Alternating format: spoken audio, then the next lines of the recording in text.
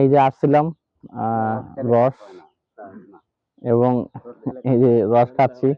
গাছের জিনিস না, ঠান্ডার জন্য কিন্তু সমস্যা একটাই, ওই খাবার পরে একটু অনীহা আছে।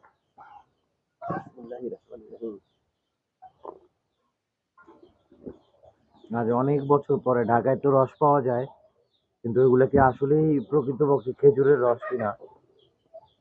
অনেক বছর পরে গাছ থেকে একরকম বলা চলে নিজেই পেরে রস খাচ্ছি, এক অন্যরকম অনুভূতি।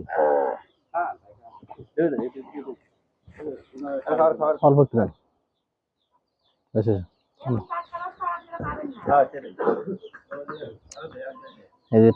এই যে জাল হচ্ছে টাটকা রস, এখানেই খাচ্ছি।